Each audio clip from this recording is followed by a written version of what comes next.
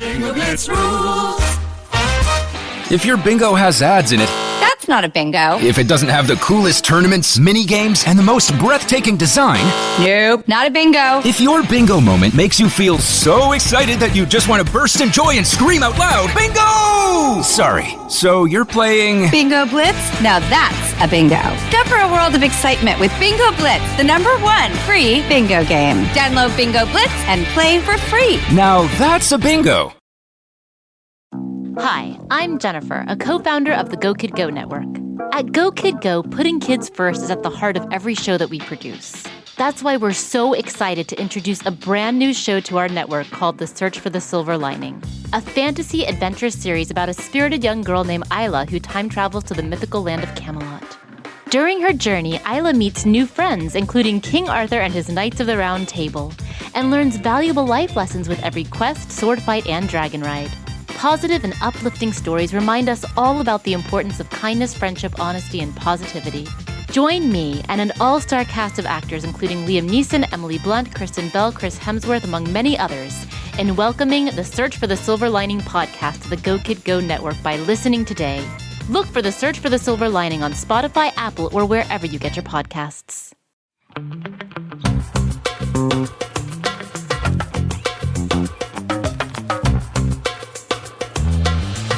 Hello, everybody, and welcome to Don't Blame Me! Pew, pew, pew, Pew. I only need one shot. pew, pew. She's a one-hit wonder. Welcome to Don't Blame Me, the wonderful podcast hosted by those girls are like so pretty and fun and cool and smart. Yeah, they're pretty I great. love them. Obsessed with them. Would have full-size posters printed out of them. Like, they're just... I would stalk them, but ethically. Only when they're Mhm. doing public appearances and they know that other people are there. It would be funny if like someone had like full-size cardboard cutouts of each of us, because then you could like really see the height like difference, and then we could make Verizon bars if you like fit in within our heights. Yeah. Welcome to Don't Blame Me. We're an advice podcast where we give life-changing, wonderful, amazing, perfect, fantastic advice, because what we lack in credentials, we make up for in Opinions. yeah. Haven't said that in a long time. I know. I realize we haven't said that forever. My name is Megan. Who are you? My name's Melissa Diamond Mott. The diamond of all the diamonds. Sparkle, sparkle. What's like a sound effect you can do for like sparkling? You know? Kind of like chimes. Oh, yeah. But you can't do it with your mouth unless you're No. a beatboxer. There's probably one in this thing. Hold on, let's see. Let's see. No, there isn't. We've got clapping, cheering, drum joke, drum roll, and then some transitions. I don't know what they are. I can't stop looking at my own video. I told Melissa this offline, but if you're watching the Patreon, you'll see the example. But people over the last like 3 days keep DMing me and telling me that I look like Rue from Euphoria, and I just can't unsee it. I would rather, if someone said that, I would rather go with MJ from Spider-Man, because she's got her hair natural in that, right? Yeah, but she doesn't have the dark circles and the puffy eyes. And that's why I said I'd rather go with that. Yeah, here's the thing. I'm not delusional. I don't look like Zendaya. But like, if you're gonna... It's the vibe that people are saying. I think that they think it's the vibe, but in reality, they're subconsciously recognizing that it's my face. And I'm just tired. I know. That's what I'm saying. She's coming off drugs, so she looks tired and strung out. So that's not cool. But I think they think they're complimenting. I think they're saying like, it's the vibe. And I'm like, it's not the vibe. No, but I would just rather you just tell me that I look tired. I would rather you DM me and be like, you look tired. Or you not open up your responses and just keep it to yourself. Yeah, no, that is an ideal world, but like I don't think we're living in that world. And like if you feel the need to like look at me when I am struggling and tell me that I look like you're coming off drugs. Yeah, instead of putting the Zendaya filter on it, just tell me I look tired. Because we both know I look nothing like Zendaya. And there's nothing worse than like someone telling you look bad and then also just throwing in Zendaya in there. It's like, you look bad. Who doesn't look bad? Zendaya. And you're like, okay. But you do got look it. like her in that show where she is a strung out high schooler. I'm like, so what you're saying is I look young. Thank you. Well, yeah, exhausted, absolutely exhausted. I had an endo flare this morning last night and brutal. So stress induced, I think. I also had some corn. So maybe that was like a component of it, but I haven't had an endo flare like this bad since being on birth control. And I'm not looking for any tips or advice. I'm just giving a disclaimer for why I look like Rue from Euphoria and why my eyes are so bloodshot and tired if you were watching the video. I don't think you need to give anybody an explanation. No, I just want to complain. Okay. And yeah, it is the American dream. The amount of people who like talk about free speech and I'm like bitching about something, they're like, well, aren't you glad you live in a place that like has free speech? And I was like, I don't think you've ever read what that's in reference to. Because me complaining about anything? Okay, for sure. Well, what's new with you? Absolutely nothing. I have nothing to share. Have you watched anything this weekend? No. Wait, did I? No, I just caught up the latest episode of We Crashed. I didn't really watch anything else. How many episodes are there?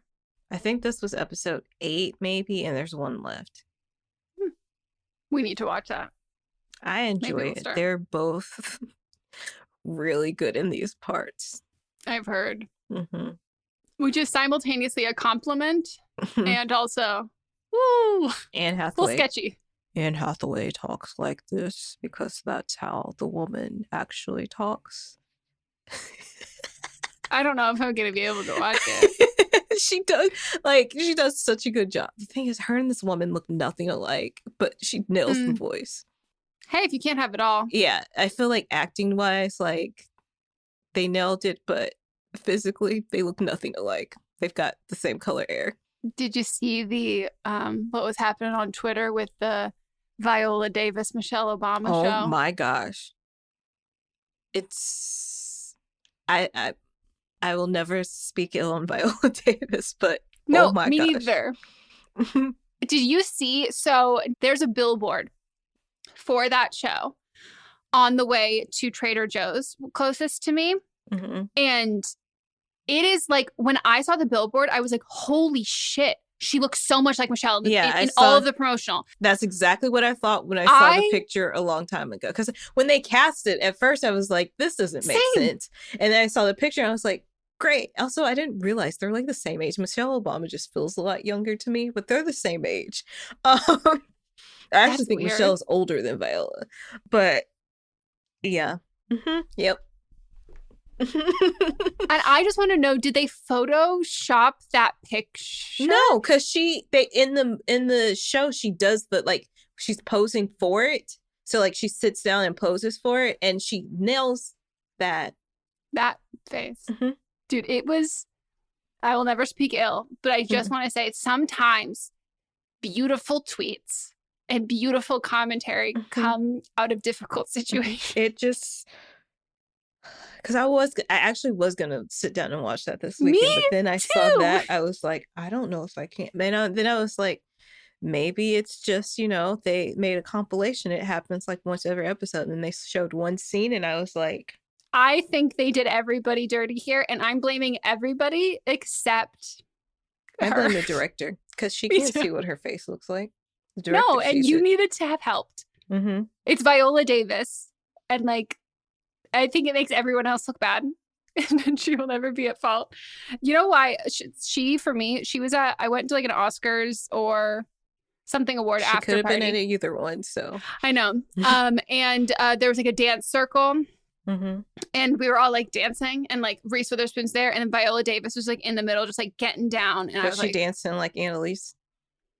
Yeah. And I was like, I love this woman. That is like, I don't think that like the world I feel like I don't think the world regards Annalise Keating for like, she's like a cultural icon. Like, I don't know if it's just like my For You page knows that I love Annalise Keating, but like I just think that like she is a reference that we should be making every day. Did you see, since you said she's showing up on your For You page, did you see recently someone posted a clip from, like, it was like, I think it might have been like the last time Annalise and Nate slept together. And he was talking about basically how he was about to blow her back out. And she was looking at him like scared, but like excited about it. And then someone was like, that's why she walks the way that she does.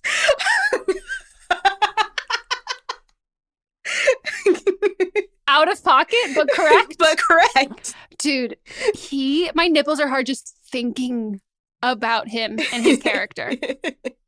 I want to know what they did for the breakdown of that. Like, we are searching for the hottest man alive to just seduce and be hot. Like, how hot can you be constantly the voice, without being cringy? Yeah, the voice. And he's like, of the characters on that show, he's a good one. So, yeah, that's a great show. Anyone, if you haven't watched it yet, How to Get Away with Murder, Mott's was obsessed with it. He like constantly for fun will always just do his Annalise walk, and he's like, watch me do my Annalise walk. I gotta see it. I'm like, okay, yeah, you should ask him to do it. He will perform. He's all about performing. Well, I guess I haven't talked about it on the podcast yet, but we bought a house. Yeah. Woo. So I uploaded a YouTube video, a vlog about it. I don't know when I'm going to be uploading another video. Maybe by the time that this is up. Maybe when I come over and help, I'll capture some footage. There you go. You can use stuff from our live stream, maybe. I was going to start just putting GoPros in like the corner of rooms. I'll find mine. I think it's in my closet, and I'll charge. I haven't used it in years. I think the last time I used it was at Audrey's like first birthday party, and she's 8. Oh. So wow. But yeah, I'll set one up for you. But yeah, we bought a house. We're so fucking excited. We're also so stressed because from the time that we like officially closed, we had a little over 2 weeks to move. So that's been my priority. So if you've noticed, we have not been as active on posting on the Instagram, or me personally, or if you see every single one of my Instagram stories, it's me unshowered, no makeup, glasses on, hectically being like, do I need this scarf? Like, you know, I was gonna say, what's the difference? It's the do I need the scarf is the difference. It's do I need the scarf. Okay. Yeah. I was like, everything my you chaotic described energy is the same. Constant chaotic unshowered energy. I for a while I was debating changing my my Twitter bio to unshowered white woman, because like I am the stereotype, and like I just think that like people need to stop running away from it. Because nobody was wrong about us. So yeah, moving eventually, not eventually, moving before the end of April.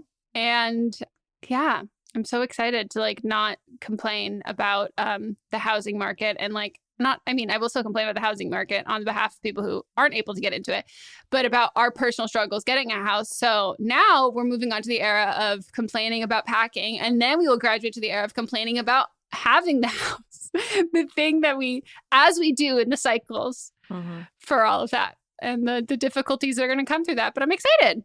I can't wait for you to see it. You still haven't seen it. No. But yeah, can't wait for it to be done. The move to be done. Moving is hard. Yeah. And I'm glad that you moved recently, because it reminded me. So like it's been in the back of my mind while we were hunting for a house, that I was like, Megan, moving sucks. You just watched Melissa move. You didn't help, but you watched her move, and like that was hard. Yeah, it was. Make sure you get all your stuff before the cleaners come so they don't throw things away. Do you know that has been playing on your text message of you sending me a text message of being like, my cleaners threw all this shit away? That's why I was like, let me go through your kitchen stuff. Because I bought pots and pans, but then there's just like those other like random small things that you just don't think about until you need it. And then, yeah. Like that text message that you sent me has been playing on a loop in my head as I'm packing. That I'm like, if you don't pack this, the movers will throw it away and then you will not have it. Yeah, the like, cleaners. Yeah, the movers. Yeah, that's what I mean. Yeah. So yeah. This is Don't Blame Me, where we give advice. You call us, you leave us a voicemail at 310-694-0976. International listeners, you can send us an audio message at meghanpodcast@gmail.com and tell us what you need us to give you advice on. So something that's happening in your life, relationships, friendship, family, drama, scandal, all of the above. Send us a voicemail or, again, a voice memo. It's got to be under 3 minutes or you'll be cut off. And let us know your pronouns, your ages, all of the relevant information. Got to be 18 or over, have your parents' permission. But we do ask that you write down everything, practice, time yourself out, see if you're under 3 minutes, see if there's things you can cut out, see if there's more pertinent and helpful details to include. And then when you record it, just read it. And if you do a wonderful job, you will get a diamond from the diamond herself. Yeah. I'm going to start being more stingy with them. Ooh. Everybody, you know what that means. You got to break your back for Gotta this. tighten it up. Get it nice and tight. But yeah, the video version's on Patreon if you want to watch. But nobody comment that I look like Rue. Well, your hair's not as curly right now, so. I'm hiding it. No, I see. We're going to get into the update, though. I was just about to say. Something really exciting is happening. So get your ear holes ready. It might make you pee. So. Yeah, so go pee first. Let's get into the update.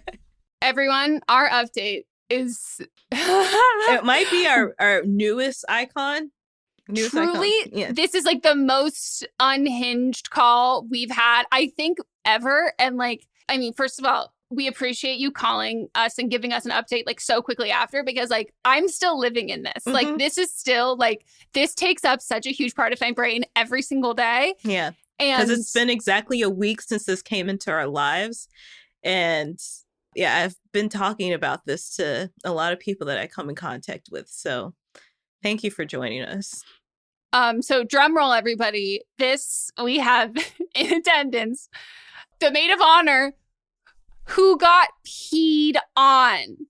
Holy shit. I just need you to know that the entire community is up in arms for you. Like everybody wants to fight this bride for you. Like we are all bamboozled, hoodwinked, shocked, completely taken aback by the situation. So it gets good. Okay, so I'm a maid of honor that was peed on and was probably on the worst bachelorette trip imaginable. So I went on the Instagram. I loved the Instagram post. I was like just cackling. I thought it was the greatest thing. And I read the comments. So I was like, hey, let me answer a few questions and then I'll give the update. Great call. The big thing was why was I so calm? And I honestly feel like, first of all, I was still in shock. Like I could not believe that happened. Also, I was totally gaslit for basically 4 days and people telling me it was like completely my fault. So I honestly thought that it was me.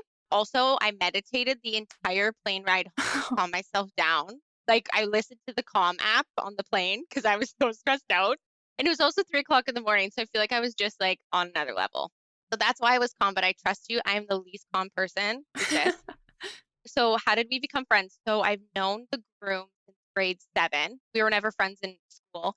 He started dating the bride like 10 years ago, and her and I ended up working at the same workplace for a couple of years, and we just became close coworkers. Like we were each other's, like we cover each other. So that's how we became friends.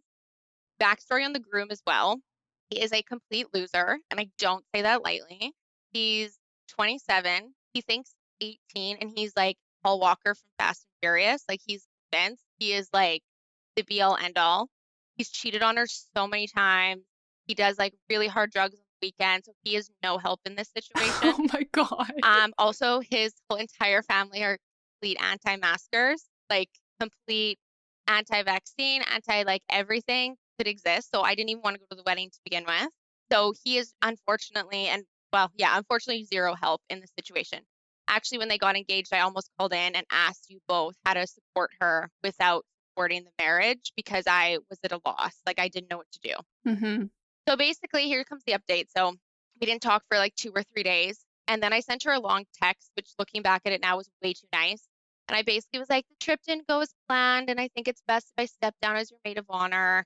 And she just responded and was like, I need time to process this. So I just didn't answer her text because I was like, I don't know what to say. I did answer her text. Then I kid you not, like 72 hours later, I get 3 phone calls from third-party people that were either in the bridal party or going to the wedding, that the groom and the bride had literally called everybody, called me a bitch, called me a cunt, that I was the worst maid of honor ever. I'm like the worst person ever, that I backed out. I left her hanging. I didn't do anything for her. So I tried to do the adult thing once I heard, and I called her. I was like, I'm not texting her. I'll call her and just be like, is there a like complete miscommunication here? And she declined my call, and then she texted me and said, basically, like, you're giving me major anxiety, and I asked you for space. So I just didn't respond because, again, I felt guilty. Like, I was like, oh my gosh, she did ask me for space. Then she texted me 2 days ago, and she was like, I'm very upset with your decision, and I still want you to be a huge part of my day, etc. She didn't apologize for anything, but she basically was like, I just like can't do this without you. And I responded to her, and I was like, how do you expect me to support you and the groom, like individually and together as a couple, and like stand up there on your day in like a couple weeks when you just talk shit about me for 5 days? And I guarantee you nobody knows that you literally jumped in my bed and urinated all over me while I was sleeping. And I just said to her, I was like, I will no longer be associating with you. And her response was, she's like, well, she called me by my name. She said, this is quotes, I wrote them down from the text. She said, boys will be boys. And her fiance was very upset, and he had every right to talk shit about what he wanted and how he was feeling, that she can't control him. And I need to stop taking things so seriously as a woman. And this wasn't her fault. And this was nothing that ever happened on the trip was her fault. I hate them. Oh, yeah. Going, So then I responded, and this is my exact text. I said, I reached out to you privately and respectfully to talk about what happened, and this is how you and your fiance decided to act. That's fucked up. This isn't on me. This was never on me. This is on the two of you. I did not deserve anything that happened on the trip or the last few days. I won't be responding or communicating with you any further. And then she texted me back and was like, oh, I get it. It's just all my fault. You're such an angel, et cetera, et cetera. And so I just like did not respond. I straight up called the bridal shop. I refunded my bridesmaid's dress like same day. And like my hands are like clean. Like I am done. Like queen behavior. Queen holy behavior. Shit. Did she say anything about the peeing? No, she didn't say one thing. And everybody that I talked to that was like, oh, they said this and this about you. I was like, did you know that she urinated on me? And they were like, what? What happened? I'm like, I don't know. You tell me, because I still don't know what happened. I have no idea what happened. I was convinced she took drugs, and then she was yelling at me, accusing her of taking drugs. And nobody knows what happens on the trip other than like everyone in the bridal party, like the groomsmen and like the families think I'm just like this awful human.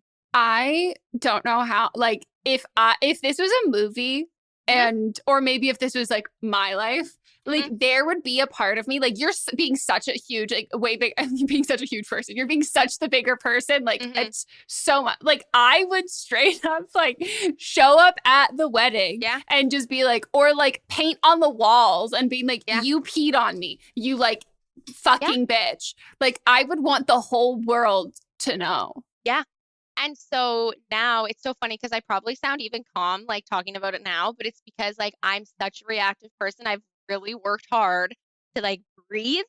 But Megan, I am on your level. Like if I could go there and slash every tire, break all the windows in their house, steal their dog because they don't take care of it either, I would. I straight up would. And I thought about it, but I'm like, you know what? Just breathe it out. Everyone already thinks you're crazy. The words that they put in my mouth.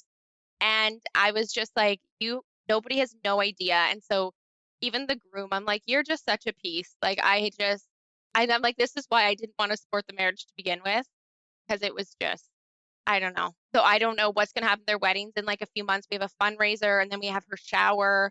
And then, the wedding's in like 8 weeks.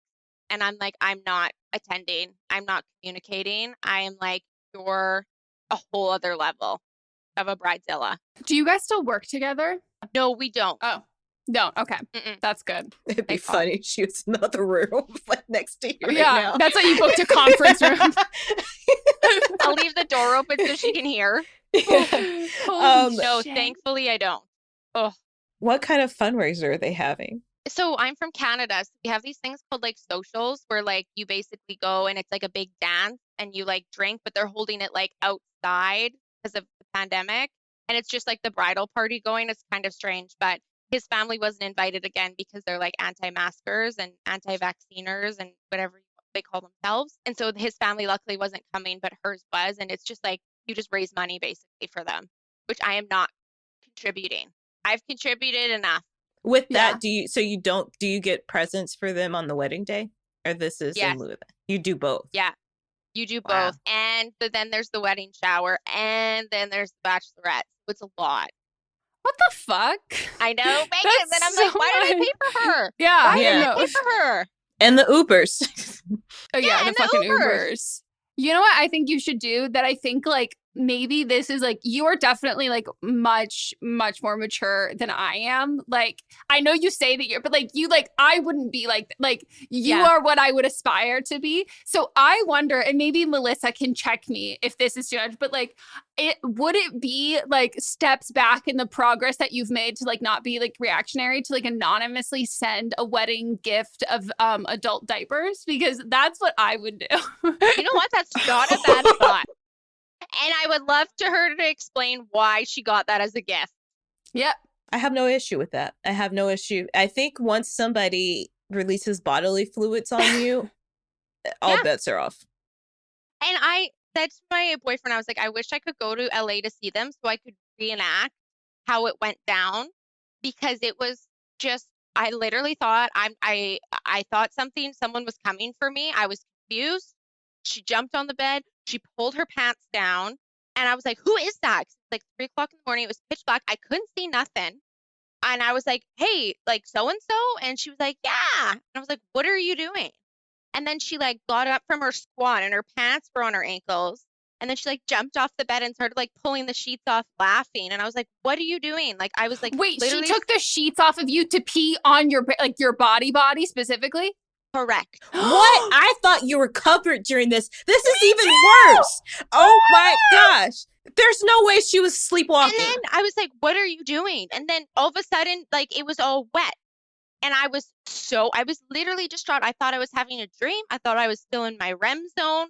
I didn't know what was going on. The girl beside me, I wasn't even like really close with. We didn't really vibe before the trip. And me and her were like, what the actual So you have fuck? a witness. Oh yeah. I had a roommate, a sleepmate. She's not saying anything? Oh, she also backed out of the wedding party. Okay. I Okay, have that in good. the update. We both backed out of the wedding party because I was like, this Oh my is weird. God. In the morning, she just wakes up. She's like, good morning. This was Wow. so intentional. It was so intentional. Oh my gosh. This is like when my cat, this is so much worse, but this is like my cat made me wake up to then know that he was peeing on me. Like that's 100%. like, this is obviously so much worse. Okay, so I take it back. Don't anonymously send the diapers. No, I'd send write it with on my them name on and there. just be like, you know what, you like, dear blah blah blah. This is for. Remember when you peed on me during during your bachelorette party when you woke me up? Like this is for that. Like go fuck yourself. Yeah. And I honestly had the thought of like, do I leave? Like, do I leave and like night one and just like go get my own Airbnb and like leave all these people? But I also thought, I'm like, okay, well, what if like I have a bladder condition? So I'm like, it's kind of like IBS, but it's bladder wise. And I'm like, what if I accidentally peed the bed? So I was trying to like be understanding. And I think that took it to a fault where I'm like, no, you physically jumped on me, woke me up, took the sheets off and peed on me. I think instinct reaction, like, yes, sure. Not me thinking that I would kick someone, but like, yeah, the way that you're talking about it, like, I don't think any of us would like, it's so obscene and so crazy that like, you're in shock. Like, I think that like, that's one of those things, like when you get in a fight with someone and then like hours later, you like think of all of the things that you should have said. But like, yeah, that's like a shocking situation to be in. But like, I mean, I think in theory, I would be like, I would have immediately, I don't know that at all. Like, I think I probably would have felt the same way. Were you going to be on the same plane ride with them back home? Yeah. Yeah. And funny story, I left this out part part out too. The day that we were leaving, we had like a really late flight, and I tried to get on an earlier flight just so I didn't have to like see them the whole last day, like anybody that was there basically, because it was just too much. And there was like absolutely zero flights, and it was either that or I paid for like a new airline, and I was like, it's not worth it. But it was just like I had no choice but to be stuck with them till literally I landed at 3:00 in the morning. And so I also find I'm kind of the person that's like, it's bad, but I'm like, oh yeah, everything's all good until I can like get out of the situation, and then I can just like ghost everybody and be like, this is fucked up. So I feel like I was like in fight or flight, like I was in survival mode all weekend, being like, it's all good. I mean, you're trapped. Like, I completely understand that. Like, you're trapped there. And, like, also when it feels like you obviously had your, like, roommate. But even then, if you're not really getting along with everybody else, it's, like, you versus everyone. So, like, you are in survival mode of just, like, I just need to get through this shit. And then I'm going to be, like, fucking done. Because I think about that. Like, I'm someone who processes things, like, and then, like, when I make my decision, like, I'm incredibly, like, decisive about it. But, like, sometimes the situation doesn't lend itself that I can do exactly what I want to do. And so I'm like, I'm just going to coast until I can do that. And then I'm never going to speak to you ever again. Yeah. And so it was so funny because I was talking to my mom. My mom's like, you better not attend this thing or this thing or this thing. And I was like, I'm not. And then she was like, what are you doing about your dress? And I was like, oh, is it like too reactionary or whatever you want to call it, like reactive to like send my dress back? My mom was like, you better call her right now. You better get a refund. And so I did, and luckily I did, because it's like I was like in like a couple window time frame of like having to pay like hundreds and hundreds of dollars for this dress. Mm-hmm. So I don't know. I just like, and I know her, and I know she's gonna text me in a little bit and be like, hey, like things have calmed down. Like, how are you? But let me just go back to the part where she told me that like boys will be boys, and like her fiance had every right to call me that, and like to stop taking things so seriously. I'm like, I don't know if like I know she probably does put up with that, like with him. But I was like, that doesn't mean like I have to put up with your fiance. Yeah. No. Right? Yeah. Well, question. Did you feel like when she asked you to be the maid of honor, was it kind of like obligation begrudgingly? Like, did you kind of like, obviously none of us could have ever like fucking predicted that like what happened was going to happen. But like, I know you said you didn't support like the marriage or any of that kind of stuff. Did you have like, were you nervous going into the bachelorette party? Like, did it feel like she was like starting to become like a bridezilla? And like the same thing with like being the maid of honor. Like, were you nervous about that? Like, you know what I mean? Yeah, so I remember when she asked me, this was like back in January, and I was in actually shock because like she's closer with other women that were in the bridal party, and like I knew that would come on the trip, so I was kind of confused. And then I realized now that she probably just like used me in the sense that like she'll just go along with it, and like she'll just be like a pleaser, like she thought that's what I would be. So I feel like that's why she asked me. Also, before the trip, I could tell that like things were going south because first of all, the trip was supposed to be a surprise, and then one of the girls accidentally like forwarded the itinerary to the group chat instead of like the separate group chat. And so I called her. I was like, oh yeah, hey, now you know we're going here. And she was like, oh, like that's like not where I would have picked. And I just knew it. I was like, oh no, here we go. And so I knew. And then leading up to that, she's like, well, what's this plan and what's that plan? And she was like trying to control everything. And I just knew from that point forward, it was like going to be a catastrophe. Like I just knew as soon as we got there.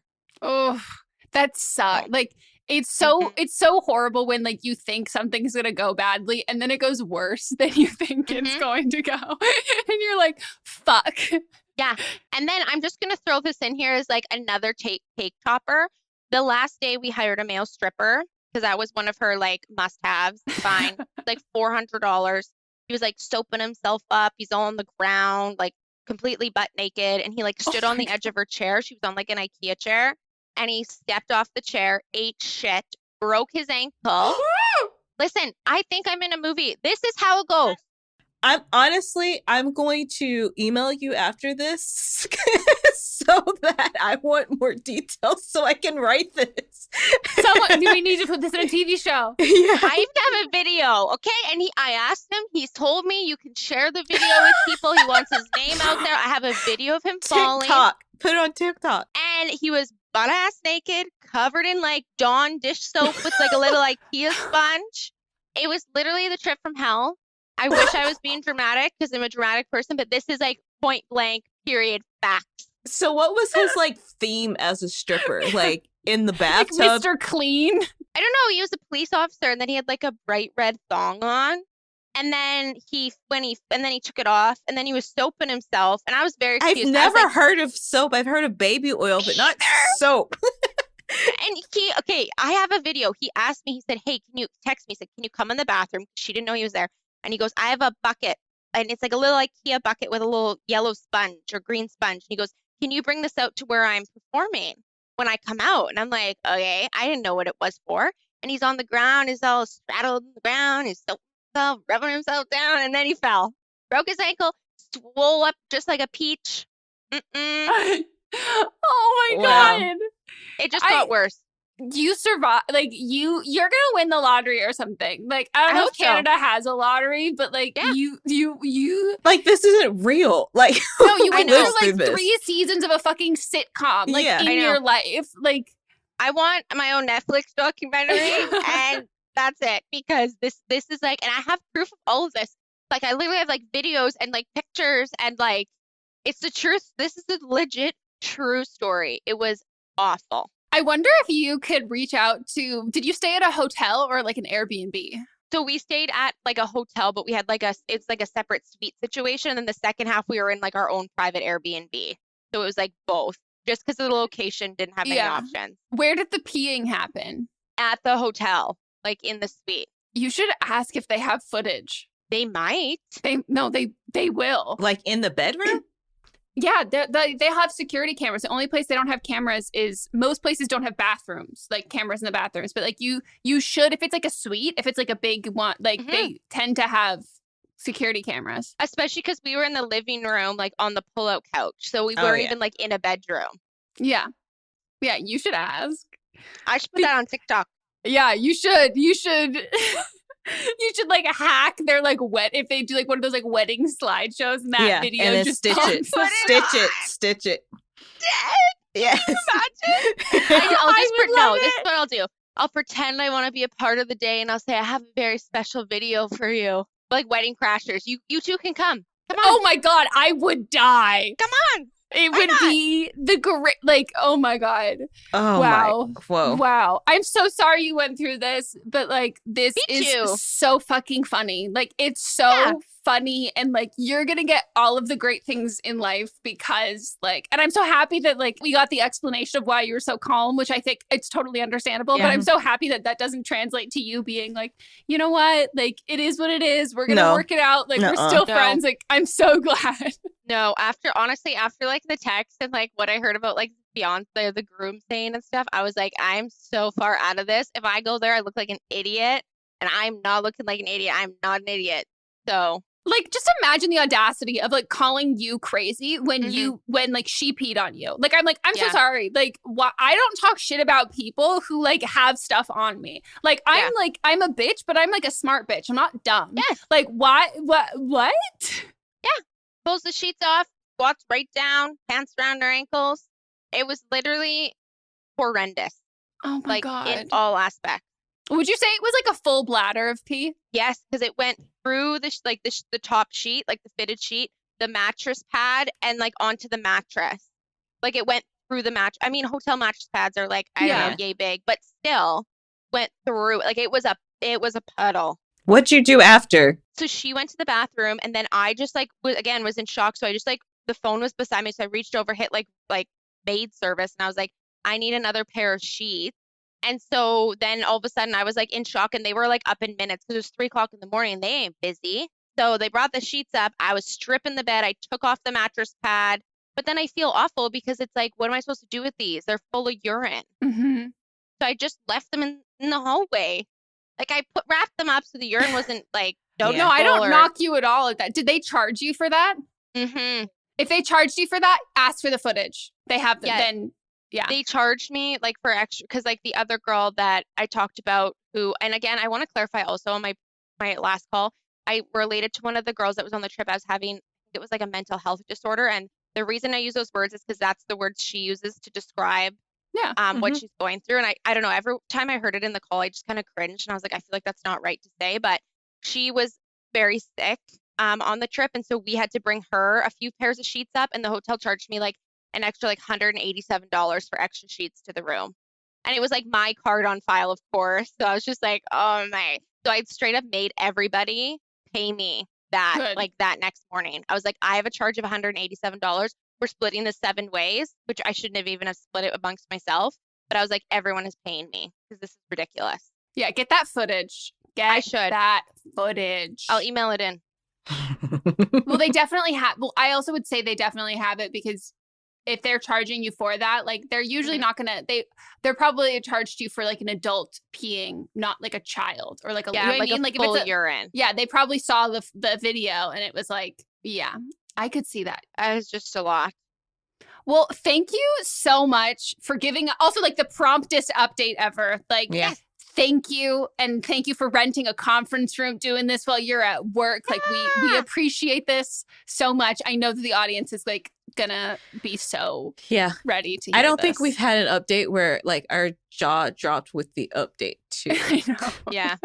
This gets worse. Yeah. Truly. Thank you. Oh, well, thank you so much. Well, thank you both. I hope you guys have a great day. And Megan, I saw on Instagram you have an endo flare this morning, so I hope you're feeling better. Thank you. It's brutal. Apparently stress is just a trigger where I was like, perfect. Great. Awesome. You need some laughter. I'm happy. Yeah. I hope I could help. Thank you. You truly did. Truly did. Well, thank you so much. Thank you. Have a good rest of your day. Jesus Christ. Holy shit. Like she is She's so a saint. lovely. She's a fucking saint. I don't know what I would do in this situation. Truthfully, I think if I was more therapized and more mature, I would do what she's done. Yeah. Like in the conscious like choices and decisions and stuff. But I think like in the survival mode thing, I think I probably would have done like the same thing. Because like when things like that are so outlandish and wild, like I think it's natural for us to kind of assume fault and blame because it feels like there's no way this could, you know what I mean? Like, and so you just kind of like get through. And then once you decompress and you have time to process it out of that situation, you're like, holy shit, that was so much worse than I even realized. I can't believe that she pulled the duvet cover off to pee on her.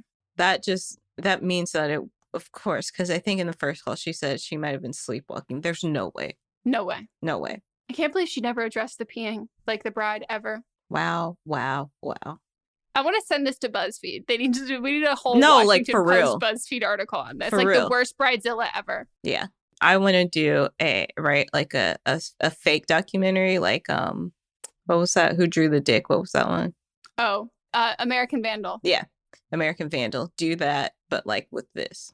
Do it. Yeah. Wow. I hope you all enjoyed this. Like this was one like there happens to be like every couple episodes. Every quarter. I was gonna say there's like an episode I'm excited for people to hear, and then there are like 5 episodes. There's like 5 calls total through the entire time of the show that keep me up at night, that like I can't ever get over, and that like we will constantly talk about. And we were due for one. Yeah, I mean, I think have we had a big one since the girl with her fiance that was in the coma? I know that one was like. I'm trying to think that like that one I think was fake. No, I don't know. Maybe. I don't think it's fake, know. but I don't think it's fake because like she just like got upset and then stopped listening to the podcast. You know, if you got on once, you would like keep the bit going.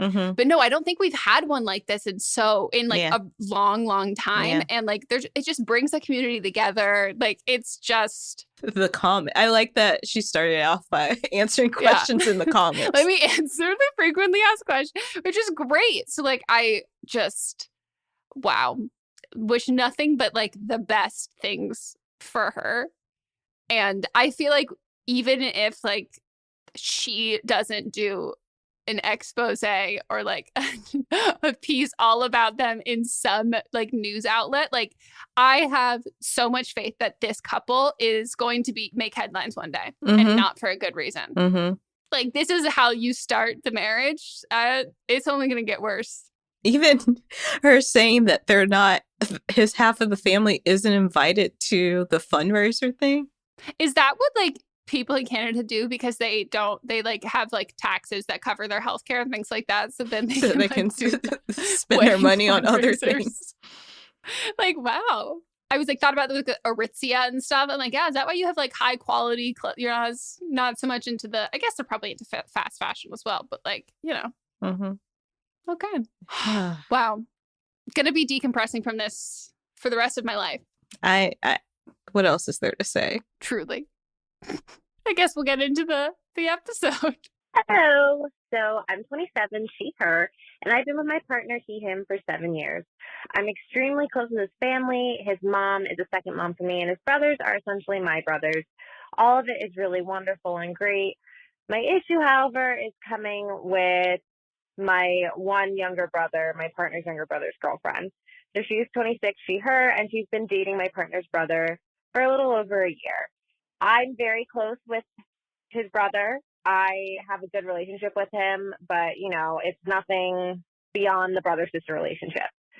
However, every time we are together, his girlfriend, she talks over me in conversation, she cuts me off, she insults my interests, or just ignores me altogether. It even got to a point at functions when she'd hug everyone hello and goodbye except for me, and it was very obvious that she was doing it and other people were noticing it. My partner's brother ended up speaking to her about this, and she actually very maturely reached out to me and apologized, saying that it stemmed from not knowing what to talk to me about at functions and just being jealous about how comfortably I fit in with everyone. I accepted her apology and told her that I really appreciated the maturity, and I know that it took a lot for her to reach out to me, and that I want to be with her in any function and have a great time with her. So all was fine and good. It seemed to be going great, except until this weekend. So we were at a family wedding. We got our makeup done together. We had a lot of fun. It seems like the weekend went wonderfully and we all had a really great time. And I thought we were all in a good place until I noticed that she had cropped me out of the photos that she had posted. So I was told this wasn't intentional and it was because of Instagram restrictions, but I have a hard time believing that just given her history. In any situation, I'd let it go, but it's extremely hard to when she is talking about how much she loves my partner's brother. She refers to them as her brother-in-laws, which is great, but, you know, you can't do that and shut me out at the same time because I'm very much a part of the picture as well. We don't need to be best friends and we don't need to be like talking together all the time, but I'm making points to reach out to her. I asked her if she wanted to get her nails done and, you know, spend time together, and she just hasn't shown any interest in that, which is fine. But like I said, I would at least like some civility, and I don't know how I'm going to be able to handle this going forward because I am growing tired of the constant ignoring and my resentment just keeps building. So I'm just looking for advice on how to deal with the situation before I lose my shit on her because I don't want to do that, but I'm afraid it's going to happen. So any thoughts you guys have for this, I'd appreciate. Thank you guys. Bye. Just stop. Stop trying. Just stop. Like, I completely understand. I don't want to say I understand both perspectives, but like, I think if her apology was genuine, I would understand that, yeah, like having the girlfriend who is so a part of the family, like, to be fair, I think that's actually more intimidating than like a biological sister, like having a girlfriend who like is now family and like, yeah, that I could totally understand the jealousy, intimidating and all of that. But I don't think that that's actually what she felt. Like, I think that like that was kind of just an apology that was not sincere, because it doesn't match her actions. But I think that like you're looking at this like big picture and like, you know, if they like however long they stay together and like doing all of this stuff, like you are working overtime on this and like you don't have to. Like if she wants to crop you out, like right now it kind of seems like everything she's doing, like hugging everybody except you, it's not like passive aggressive. That's like I wish there was like a in between of passive aggressive and like aggressive, but like that's like a dig that not only does she want you to know it's a dig, she wants everyone else to know that it's a dig. The same thing with Instagram. Like that's like a point. She's making a point that you know that she's insulting you and everybody else knows that too. And so like I think at that point you don't have to like save face and like bend over backwards to like try and have a relationship with her at whatever capacity, because like it will look bad on you. Like, I don't think it will at all. I think people have probably seen all of the effort that you have made. And I think if you keep doing this, you will eventually snap. And like at a certain point, like, I think if you show her that you're like completely unaffected by this and like the Instagram thing of all of that, if it's just like whatever, I think if you can treat her as if her apology was sincere and like everything she's doing was sincere, and if she keeps cutting you off, just be like, oh, I wasn't done talking, but you probably didn't hear me. Like, and then continue moving on. Like, if you can do that, this is my favorite method of like cuntiness, but that kind of Stepford wife, like, no, I don't think you have any ill intentions, like, but I'm just talking like blah, blah, blah. If you can pull that kind of aspect of it where it's just like, you've already done the mature thing, and like now, whatever, you can't separate yourself from the situation. Just like if she interrupts you, just be like, oh, you interrupted me. Like, I think that's like the way to do it, because otherwise I think you're viewing this in a way that like you're so much more emotionally mature than she is. And like, I just don't think you're going to get what you want. I think you need to lower your expectations for her, which sounds fucked. But like in doing that, when you lower your expectations for people, I also think that you should put in less. Yeah, 100% you should put in less. She might be one of those people that is like, when somebody is a super try hard, then that makes them pull away. And it seems like you are trying very hard to make her like you. People are either going to like you or not. And I don't know how big your family is, but like, look at your family. Does everyone in your family get along? Do you like everybody in your family? There are going to be people that you don't like, life-wise, family-wise. You don't have to, you can be cordial with somebody. You can be in a room so you're not fighting. Everyone's not going to like you. You're not going to like everybody else. So just exist, be cordial. If she doesn't want to hug you, don't hug her. I don't want to be hugged by somebody that doesn't want to hug me. I don't want them to fake it. So just chill out. Enjoy your time. You can exist in the same space without liking each other. Yeah. And I think that like you're exactly right. And like I think when you're being cordial, you have to be cordial personally. Whatever she does is on her. You can't make the interaction like a cordial interaction. Only your response can be. So I think you're exactly right in that, where it's like, that's the only thing that you can do in these situations. Yeah. And you mentioned that like we can't continue, like this can't keep like blah, blah, blah.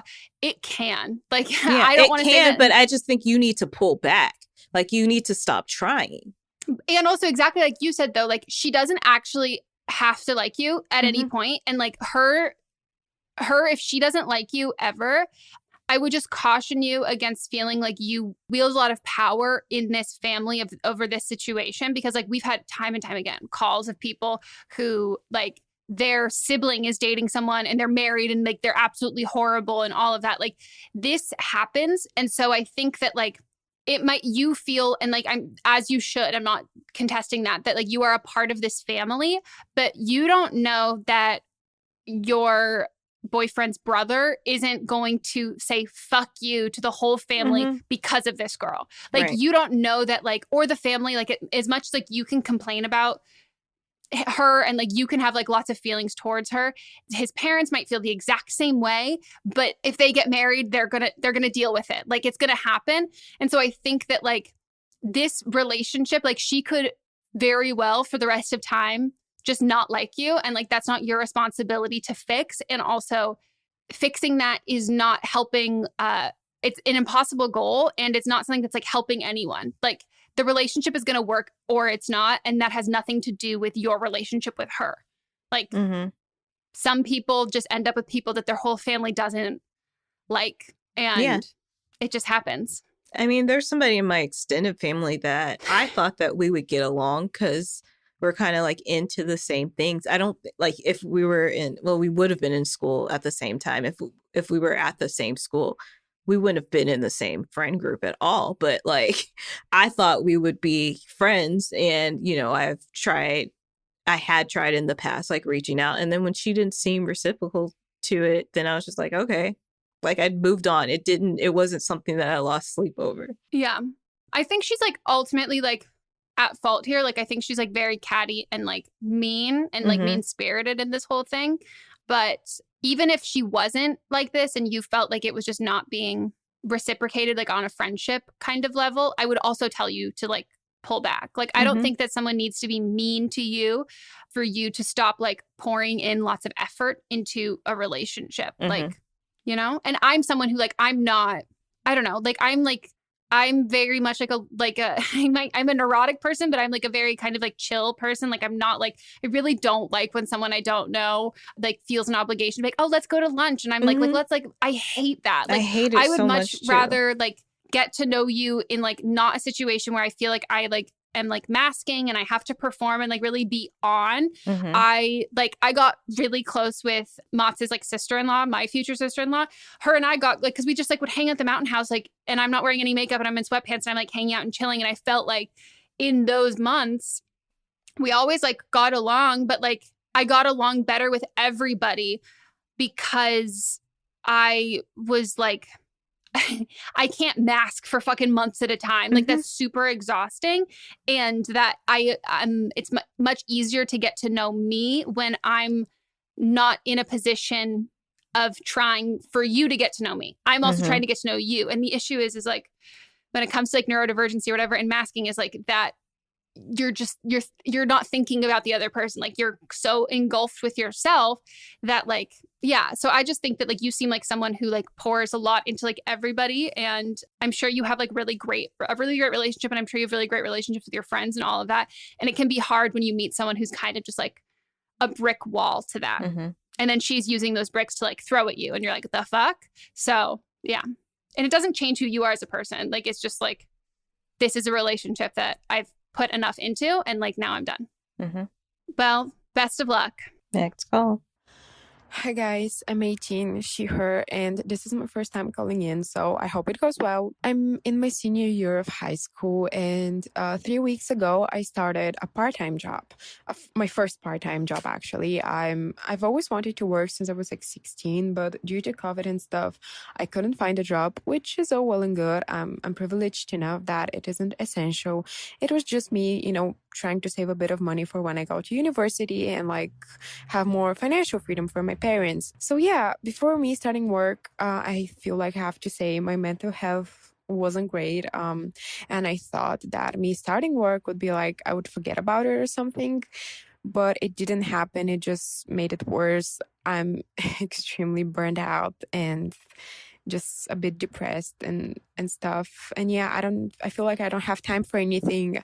I miss having free time and stuff, which, I realize I sound very spoiled because a lot of kids my age, they have to work. They don't have another choice. I also barely go to school now. I feel like I'm up for detention for having a lot of absences. And I decided I want to quit, even though I feel like a big disappointment to my parents because they worked really hard. That's another thing. And yeah, my question would be like, how do I approach the situation? Because everybody has been nothing but like kind to me and helpful. And it's very irresponsible of me to like start work and quit after 3 weeks. And they have invested, so much time in it to give me these skills for the work. And yeah, I don't know what to say. Like, do I lie and say I have to go to detention, which, I am up for it for a lot of absences, but I'm not yet going. So it would be kind of a lie. Or do I just say I'm burned out? Yeah, what do I do? Thanks in advance for the advice. And yeah, have a good day. Love the accent. Yeah, she sounds just like somebody else that I know. Oh, that's cool. Do you have thoughts? Yes, I have a lot of thoughts. First of all, seems like you're equating a lot of your kind of worth to how much work that you're putting in. My thoughts are, as a whole, if you don't have to work, then don't work. I was in the same situation as you when I was in high school, that I got a job because my parents actually didn't want me to work, but I got a job because I wanted some freedom from them. But my parents were always very much of the mindset that if your school is getting in the way, or your work is getting in the way of school, then you need to quit the job. I quit because the person I was working with, that was my boss, she lied about us not getting commission anymore, and she took my commissions from everything. Where was this at? Lady Foot Locker, because she was my Oh, I remember. Yeah, she was my godmother's niece, and so she's like, yeah, you can come work with me. And then she just, because she was the original scammer. Thoughts, in her thoughts, she's like, here's this privileged girl, I'm just gonna, and I need this job, so I'm gonna take her commissions. Yep. So that's why the scammed got to start. The scammy becomes the scammer. Right. That's your origin story. That should be. Yeah, you're right. You're right. So you're missing school because of this job. You've missed a lot of school. And you said it's been 3 weeks and you feel like people have been like investing in teaching. These people, it's just their job. People just show up. They have to do work. I guarantee they do not care if you quit or not. Like, no one cares. They'll hire, especially someone that is still like in school, they'll hire the next person. Quit. Free yourself. Free your mental health. Go have fun as long as you can. Go to school. Your education is important. Don't think about anyone else. It's okay to be selfish. And that's the lesson that you should go ahead and learn now, that when it comes to your own health, mental health, that you should be selfish. I agree with all of that. I think you sound like a really empathetic person, that you like recognize that other people don't have the privilege to have like the choice to work and all of that. But it also sounds like you're kind of carrying the burden of privilege and feeling like we can't deny our like privilege, like whatever kind of privilege that we have. And it's not helpful for us to then go out of our way to like seek out needless suffering because other people are suffering. The best thing that you can do is to use your privilege in a productive way. Like, we should all have privilege. Like, we should all be in a position where we don't have to work where we don't have to, like, personally, I think we should all be in a position where we don't have to work to live. I agree. And so I think in this instance, it might feel like a selfish act to quit. And it's like, well, how is that using like my privilege for good or anything? But I don't know anybody who's does not have that same privilege who would look at you and be like, I would rather you be depressed and like be burnt out to make a point. Like, and miss school. Yeah. And like, you can recognizing your privilege and I guess like I don't want to say indulging, but benefiting from those things, like that is not inherently bad in this instance. Like, you benefiting from the fact that like, and recognizing that like, oh, I don't have to have a job right now, and this is for my mental health. It would be a lot better if I quit.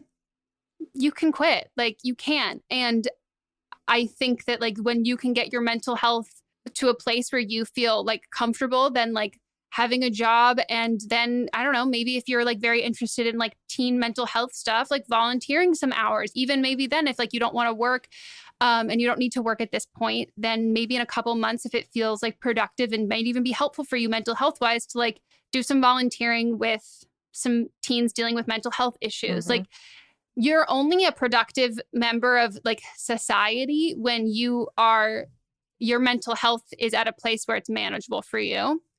And then I will also add that you've talked a lot about, you said how it would be irresponsible for you to quit. Again, this just feels like I don't want to say this in a bad, mean way at all, but like, you know how we have like our, like, at least for me, like I have like my rational, like good mental health voice, and then I have my bad one. And like, I can hear your bad one. Your bad one's calling you irresponsible. Like, this isn't irresponsible at all. Like, prioritizing your mental health is not. And you also said that like your parents have been like kind, like they've been so kind about all of this. And it's not the case for everybody. And like, I feel really comfortable saying this because that's not my personal case, but that is their job. It's their job to be kind to you. It's the bare minimum. And the same thing when it comes to like parents who can't provide for their kids in like every single facet of like emotional support, financial support, all of that. That doesn't make them necessarily bad parents or bad people, but your parents, the goal is to provide for you with absolutely everything that they can and what they want to be able to do. And like, I think personally that parents owe us kindness as their kids, and we might not get it, but that is something that is owed to us and not something that you should feel is a great task that they are doing or something that you should feel indebted to. Like, that is the absolute, like, that's what they're there for. And like, I say this from somebody who's did not have that perspective. You don't need to think about everybody who, in these instances, you don't need to think about people who didn't have that and therefore feel like what your parents did was a much greater sacrifice than all of these other people. Like, I'm not saying your parents aren't good parents or anything like that. I'm just saying, like, this is how all parents should be. And like, you shouldn't be putting this pressure on yourself to uphold yourself to essentially being like the perfect daughter because you're viewing them as the perfect parents. From what you've said, like, I think perfect parents are parents who meet your needs. Like, that's like, and then I also think perfect parents are parents who can't meet your needs and meet the needs that they can. Like, I think there's a wrong way to parent, but I don't necessarily think that there's a right way to parent and like a right circumstance that makes good parents. Like, money doesn't make good parents. Like, religion doesn't make good parents. Community doesn't make good parents. Like, there are things that they should all do, and because your parents are doing them, that's what they're supposed to do. And like, right. I'm really glad you have that support system. So utilize it and don't lie. I would just be super honest. Like, you can even tell them, like, play the call, like, and just be like, I feel like I really put a lot of my mental health, I weighed a lot of that in having a job, and I thought that this would be productive for it, and it's actually had the exact opposite effect, and I'm like really miserable and I'm feeling like even more burnt out. And then I think what you do then is then you have a conversation of like, I thought the job was going to help and it didn't. I don't really know what's going to help now. Can we make a plan? Can we together as a family figure something out? I don't know if that's like if you're already seeing a professional, or if that's telling your therapist that you're already seeing, or your psychiatrist about all of this. But like, I've done I've made incorrect choices of things that I thought would help my mental health and didn't. And like, that's okay. And like, sometimes we don't have to have pride with that. Like, sometimes it's okay to start from square one, but I don't think like lying about it or trying to sugarcoat it is going to be helpful for either of you, because it just seems like they want to help and they can't help you unless you're honest with them. You know, dude, but like the capitalism aspect of it, that like, I mean, it always comes back to it, but just like, and this is, I felt the same. I still deal with this like the same even now, but like so much of your, like you said, your worth being tied to your career and your productivity. And that we rest a lot of our mental health on that, and that is a scam. Like, it's capitalism that fucked up. Like, it's like, we're not going to do mental health resources, but we're going to make you feel like the reason why you are depressed is because it is something that you can fix with capitalism. What you said about volunteering, I think that's a good call. So I think if you're volunteering, and maybe, you know, volunteering with other people that, like, I think you said, that struggle with mental health, maybe that's not what that might be too much exposure. Find something else. Maybe you like horses or something. I know you hate horses, Megan, but maybe you like horses, and you go to like a horse thing. Or maybe you like, we have the farmers markets here. They throw out stuff that they don't sell at the end of the farmers market. They throw most of it out. So I would go around and collect food to give to shelters and stuff that they would just give you for free. So there are other things that you can do that can be fulfilling and help with your mental health without it stressing you out. And again, missing school because of work, I think your parents would be more inclined to you. And you mentioned that they work hard and you want to do the same thing. Working hard looks different. Working hard at school is different. Working hard at volunteer work is different. Working hard on yourself, it's different. It's all working hard. It doesn't have to be tied to a job. Yeah. So I agree with all of that. And I think as long as you're honest, like you were with us, the more honest you are with people, the better chance you are at them being able to like actually really help you and fulfill your needs in that. But when we're not honest with ourselves, it's really hard to be honest with other people. And then our needs keep not getting met and we end up blaming ourselves when there are people around who really want to help, but we need to have those honest conversations so they can help. Yeah. Sending you love. This is really rough. And you know what I knew this in theory, but we've always talked about with the pandemic about like the ages of people like going through it. And like, I'm realizing like 16 to 18 is such a huge life change that you spent in the pandemic. And just that would be enough to make me be seeing a therapist because like it's a lot. It's like growing up in a box, like for these like really formidable years of your life. So quit your job. I quit jobs 3 weeks in. Don't worry about it. I quit several jobs. I quit over the phone at a party, speakerphone, like weeks in.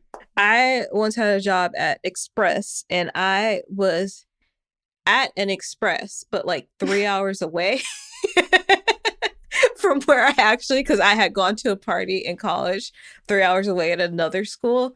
And then I was in an Express and then I was like, oh, I'm actually supposed to be at work at the Express and I work out. And I was like, hey, I'm at Express, but just not like there.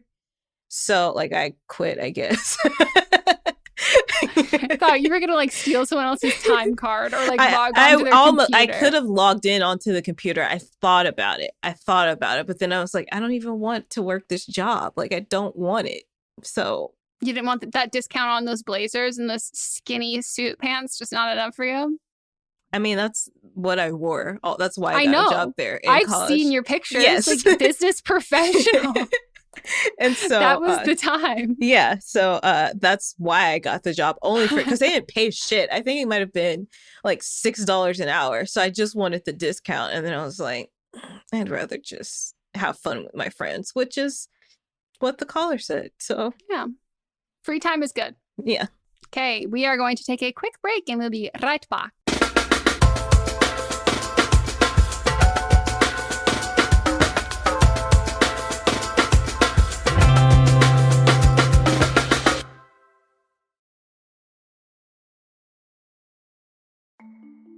As a podcast network, our first priority has always been audio and the stories we're able to share with you. But at Realm, we also sell some pretty cool merch, and organizing that was made both possible and easy with Shopify. When you think about successful businesses like Aloe or Allbirds or Skims, an often overlooked secret is the business behind the business that makes selling and, for shoppers, buying simple. For millions of businesses, that business is Shopify. That's because nobody does selling better than Shopify. It's the home of the #1 checkout on the planet. And the not-so-secret secret that's definitely worth talking about is that Shop Pay boosts conversions up to 50%. That's more happy customers and way more sales going. If you're hoping to grow your business, your commerce platform better be ready to sell wherever your customers are scrolling or strolling, on the web, in your store, in their feed, and everywhere in between. Businesses that sell more, sell on Shopify. Upgrade your business and get the same checkout we use with Shopify. Sign up for your $1 per month trial period at shopify.com/realm, all lowercase. Go to shopify.com/realm to upgrade your selling today. Shopify.com/realm.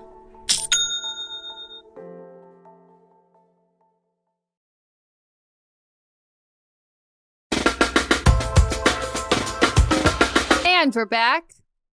Let's roll the tapes. Hey, Meghan and Melisa. I have a question on how to tell my old youth pastor that I don't want weekly texts from him anymore. So I'm 21 years old. I go by she, her pronouns, and I haven't talked to him or his family for about 3 years now since I graduated high school. I went to FTA in middle school, that's Fellowship of Christian Athletes, and became close with his son, and I liked the community it provided as I've always had a hard time making friends. I continued to go to the youth group he ran at a church in town when I went to high school. Again, I liked the community it provided. All the people who attended were guys who I had major crushes on, And once I was in college, I lost interest in Jesus because I wasn't around these hot guys every week. But I don't know how to tell my old youth pastor, who kind of became a family friend, that I don't want to receive these texts from him anymore with Monday inspiration and faith-building exercises. So any thoughts that you guys have, please let me know. That would be very helpful. I'm also calling on Easter, and so he's been sending individual texts to me instead of group texts. All right, that's all. Thanks so much, guys. Love the podcast. Bye. I have experience with this. Is direct this a experience. thing? Yes, Fellowship of Christian Athletes is a group at school. Like, it's probably nationwide, I would guess. It's a group that we would, just like any other like interest group. Yeah, I mean, like these text messages, is this like a person or is this like an automated service that he would have set up? Depends. It could be either the person. If it's an automated service, then just send stop in all capital letters. But would you know? I would think so. Okay. Yeah. But I did go to a church with someone before where it seemed like it was personal text message, like that anybody that came to the church would get added to this list, and it looked like it was a personal message, but it wasn't. And everyone got the same message. So like that was automated. So Fellowship of Christian Athletes, I get it. I went to everybody. I feel like everybody, like this was probably the biggest club at my school because it would be like I was at a 5A school. So that meant that we had big population, very big sports school. Fellowship of Christian Athletes had to meet in the gym because that's how big it was. But I think it was just because everybody just wanted to have a period where they didn't have to, like, they went to a club for this. Were they hot though at your school too?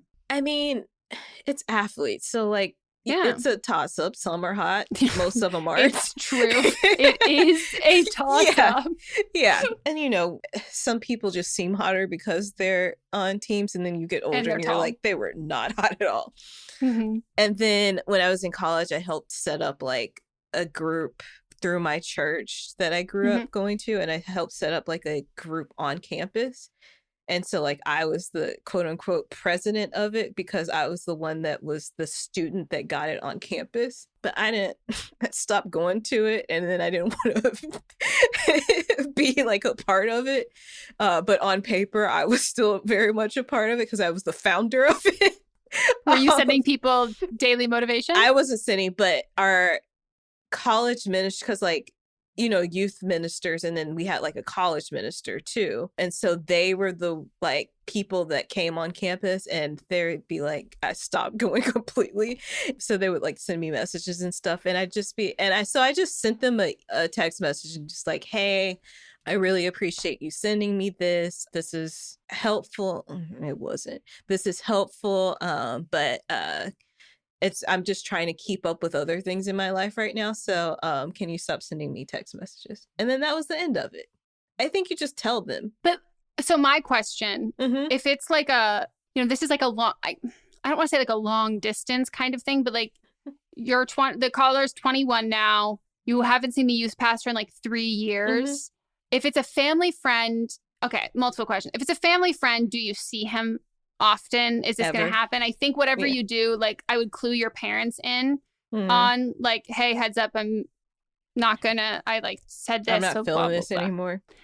Yeah. But then also like, because I'm sorry, I'm just laughing because I'm like trying to find the word. Like, I was like, is there a call to action in these text messages? Like, is he seeking is there seeking a response or something? Like, is it like, it's probably like a daily devotion type thing or a weekly devotion, which I'm guessing you're not familiar with, but it is like they'll send like a Bible verse and then like some action things of how to apply it to your life. And that's probably what it is. Because I guess my question is if it's, and this is kind of why I asked if it was like an automated thing, like if it's something that like he sends the text message kind of like into the ether, you read it and you do with it whatever you like do, or is it something that elicits like conversation and like response and like there's a follow-up of something you have to do? Because I think like he's trying to have Bible study via text message. I don't know. Like, I don't know if there's like some response that's kind of like required or expected, or if it like pleasantries, like, like you kind of have like there's a conversation that happens alongside it. Because I would say like if this is someone who like you're never going to like see again, And like, if your parents are like in on that or whatever, like you can mute notifications from him, and like you can just like, you know, I think it actually is like you can technically block him, but like he could still, or no, I guess if it's text messages, but like you can do something where like you're not seeing them, but like he's still sending them. Or is it something that like you have to have like a conversation with him? And like if it isn't like an active, you're not like an active participant in like a thing, and if it's just kind of like inspirational or something like that, do you have to say like, I don't believe in God anymore? Because why else would you not want him to text you it? You just don't want it. Like because it's just one more thing that you have to do. Like I still believe in God, but I don't go to church and I don't participate in these type of things that she's talking about, like these devotional things. And so it can just be like, thank you for sending these. So a devotional is work that you have to do. Mm-hmm. It's like it's on your own. That makes way more sense. Because I thought if it was like inspirational quotes or something like that, where it's like, which that is essentially part of it. But there's like something that you're not expected, but like you're not expected to do homework. Like, but it's, if you do homework, it's for you. It's not for someone else. Yeah, and it's not like an assignment, but essentially like the, not expectation, but like you might put your own personal expectation on it, that it's not like a, like when I see an inspirational quote or something, that's not something that I ever had like an exercise through an organization where I would do something. So like, is the text, so a devotional is something like if you got the message, it's something that like could, I don't want to say instill, because I don't know if you feel, not you, but caller, like it could instill, if you're not currently believing in aligning yourself with this like religion, it could trigger like Christian guilt or something that like, okay, that was my question. Yeah. So usually it's like, it'll be like a Bible verse and then like a story and then like how you apply it to your life and something like that. Okay. Yeah. So it's like it's very personal on you. Yeah. So it's very feels personal. like personal responsibility. Yes. Yeah. Which if the religion is done right, that's all it should be, is personal responsibility. But if it's like an automated message that everybody from Fellowship of Christian Athletes that went to it 3 years ago is getting, and you know that it's an automated message, just hit stop and then it will stop the automated message. Can you imagine? She just sends stop in all capitals and it's just him. That's how we should end all conversations as if we're opting out. Yeah. Yeah. I think as long as you're on, I obviously don't have personal experience with this, but I think in these instances of like communicating boundaries, I think the most important thing is not only communicating the boundary with like the person, but also the mutual connections. And here it seems like that is like your parents. And so as long as like you don't all necessarily have to, they don't have to have the same or agree with you or have the same belief system if that's what you want to do it. But as long as you like, I think let them know, then I think you absolve any sort of responsibility for how people feel about you not wanting to participate. Yeah. I'm learning so much. It's gotten kind of religious the last few episodes. Well, I'm like also very I like don't know anything about, and I've like heard of the word devotional and I always see it on like books and stuff, but I like didn't know if it was like a, like something you fill, like prompts that you fill in, or if it's like, so it's like more of an open-ended concept. Yeah, it should always be things that kind of like bullet journaling, like that. If you think of it in that way, but like with the slant for personal life. Yeah, that makes sense. You know, if it's just like growth, great, but like sometimes people take it too far. Yeah, and like a responsibility that doesn't necessarily seem like, I'm obviously not religious, but I think like people I know who are spiritual and or religious like have had like the most, I don't know if enlightenment's the right word, but like felt that usually not in times where they were like sat down and kind of like assigned or felt like an obligation.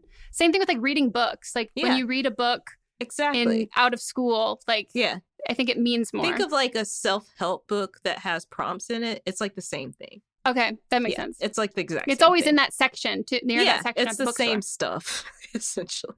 I think a lot of, if you looked at like a devotion and you got a self-help book, they're saying the same things without having Bible verses. Like it's it would be the same verse that was in the Bible, but they've restated it so it's not biblical. You know how I feel about the Christian to wellness, like in that pipeline where it's just repackaged. Yeah, it's religion. just repackaged. It's the same thing. But sadly, most of the time, it's not the, for most of the time when it's those white spiritual wellness people, they start with repackaging the kind of general and like obvious morality, and then suddenly we ratchet up. we go into the we go into the dark territory. Yeah. Well, best of luck, and maybe you just tell him, hey, if there were hot people here. Maybe you need to recruit hotter people. Maybe you need to have these text messages come from hot people texting me them. Sorry, you're not hot enough for me to care about Jesus anymore. I would die for that. Enter Hillsong. Oh, God. That's what that is. That's what that is, though. I know, but the people that go there think they're hot. And it's like, there's that, like, Justin Bieber's youth pastor, but it was like, oh Carl. my gosh, he's so hot. And it's like, did you really look at him though? Like, really look at him? All right, ready for next one? Yep. Hi, Meghan and Melisa. I'm 21 years old, she, her, and I'm a Gemini. To start, my brother just died in December. It was very sudden and out of the blue, and we still have no idea why. I've been struggling a lot with this lately, and my brother's birthday is in September. Well, my two best friends, let's call them Harry and Sally, just got engaged and have decided to get married the day after my brother's birthday. I spoke with my friend Harry about this before the date was officially set because I knew it would be in September, and I warned Harry if it was on my brother's birthday or near it, I may not be able to attend because I don't know what my emotional state will be like around this time, since it will be my brother's first birthday that he is not here for. And my parents and I possibly may have plans to do something for my brother. Maybe I will be emotionally okay during this time, and maybe I won't, but I don't want to set expectations for myself on how I could feel around this time. I don't expect or want them to change their wedding date to accommodate me at all. Sally is the one who set the date officially, and I'm guessing Harry never told Sally about what I said about the date being around my brother's birthday. But my question is, now that the date has been officially set, should I bring this up again to them both that I don't know if I will attend or not because of my brother's birthday? Should I just not say anything and wait until it gets nearer to my brother's birthday to see how I'm feeling? My concern is they will think I'm being selfish or expect them to move the date when I don't expect anything other than them to just understand my grieving process. I'm afraid this will cause conflict too because I think Sally wants me to be a bridesmaid, and I'm unsure what to say if she does ask me. I want to be there for their wedding so badly, but I also want to take the space I need emotionally for the grief of my brother, and I don't know what to do. Please help me, and please be gentle. I'm very sensitive right now.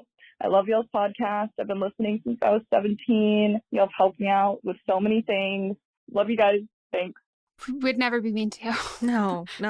There's no reason to be mean. And sorry that you're going through this.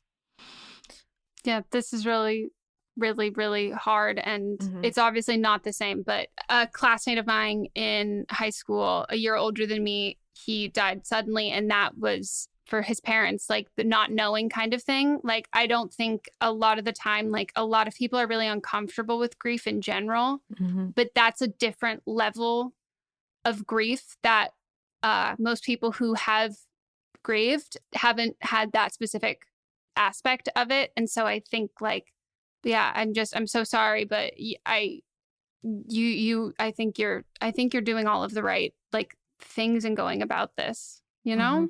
I was just gonna say, so the advice for me, it's just very simple. I don't have much to elaborate on, but I would just tell them like, hey, I'm excited for you guys to get married. I'm just, because of the loss of my brother, I'm not sure what my emotional state will be at the time. So if I emotionally feel like I can attend, then I will attend. But if not, then I won't be able to attend. And I understand if you guys need to, if you have to have a head count beforehand, just don't include me in it. Yeah, that's exactly what I would say. Because I think like, yes, weddings are, I totally hear you that you kind of want to potentially play it by ear and like see how you feel. First of all, if they think or insinuate that you're being selfish at all. Like, they are not good people, not your friends, and they are bad people. Like, no, like this, I think it's completely valid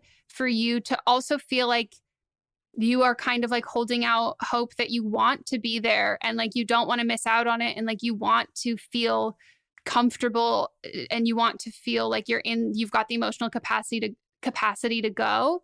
And I think that like the only thing that like you owe your friends is exactly like Melissa said, just like a heads up. And the sooner you do that, the better. And the same thing, like she said, like head counts. Like, I like am so excited for your wedding.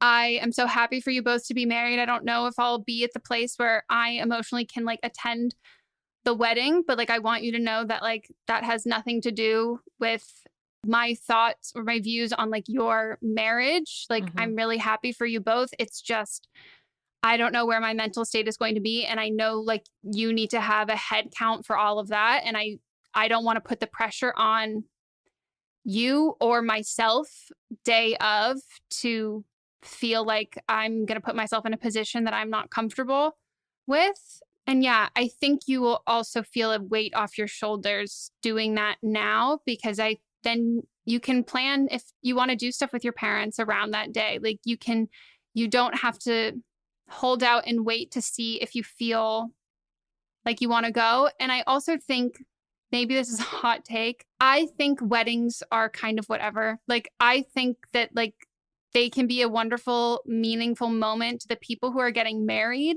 I think as like friends and family members and close people getting married, I think we really view them as these like all important moments in someone's life that's kind of like a make or break situation. And I think if we could kind of ease up on the expectations of weddings, I think it would be easier for so many people involved, because it's a lot to ask of anyone to go to a wedding, let alone someone who is like dealing with a really like with grieving and is also dealing with like a triggering anniversary, like a date, your brother's birthday, that like you can be the greatest friend ever and still not attend like someone's wedding. You don't have to. It's just a day. It's just a party. Most people don't remember who's there. Like most people that I've talked to, when they get married, they're like, it was all about me and my partner. I don't even remember most of the day. Yeah. I think like ahead of a wedding, it feels like there's a lot of personal responsibility for everyone in attendance and this like obligation thing. But yeah, at the end of the day, they don't really remember. And it takes a lot of sacrifice to be there that I don't necessarily think that yields the reward or the payoff a lot of the time. And I think in these instances, spreading yourself thin, I don't think that any good friend would want that for you either. If you want to send a gift, but otherwise take that time for you. Take that time to honor your brother. And if you're up to it, go. And if you can go. But if not, that's your day. Yeah.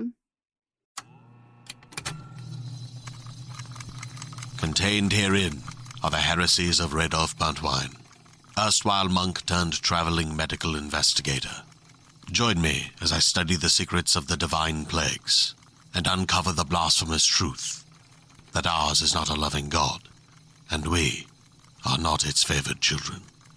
The heresies of Radolf Buntwine, wherever podcasts are available.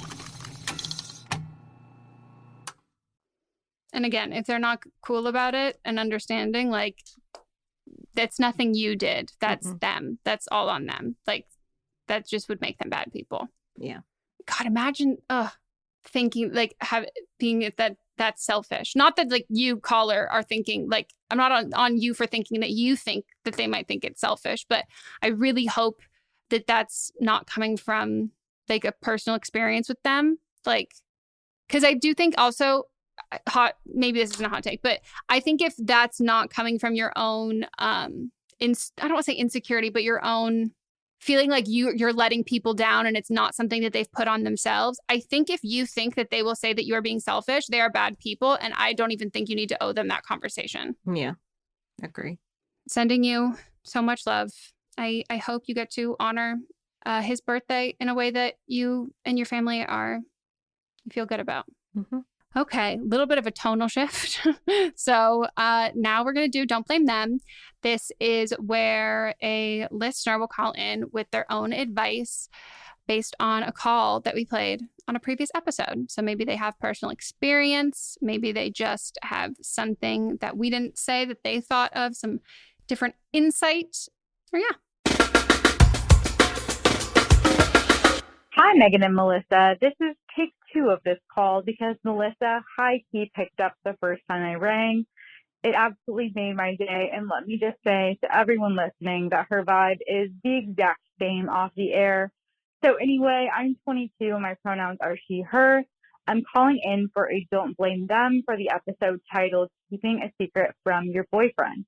I know that you requested for therapists to call in and give their take on the situation where the caller had crossed the line with her involvement in the relationship between her husband's sibling and their counselor. And unfortunately, I'm not a therapist, and nor does my 2 cents directly correlate to the situation at hand. I just wanted to share that I immediately noticed that the caller referred to her non-binary family member as her sister-in-law, which came off as invalidating of their gender identity, especially as she had just spoken to their coming out experience. Please note that I am a cisgendered queer woman, so I'm not speaking from my personal experience, but rather just trying to reflect what I've taken away from non-binary and gender fluid individuals.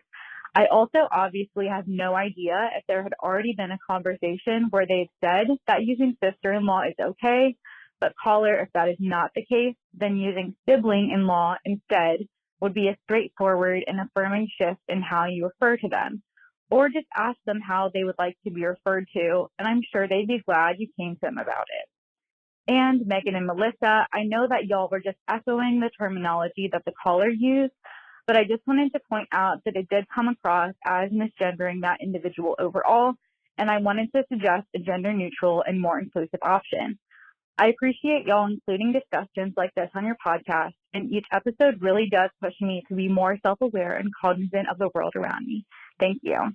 I mean, I don't think this is like an off basis thing, but I mean, I'm not trying to like defend us or the caller, but I think that as a cis woman, like I have in lots of different in the gender identity like spectrum, and I don't think it's impossible that the caller like misgendered their sibling-in-law, but our MO of this is you usually have a conversation ahead of time, and that's something that is like a terminology that is agreed upon. And we've had calls where people have said one pronoun for someone they're talking about, and then they'll misgender and then they'll correct themselves.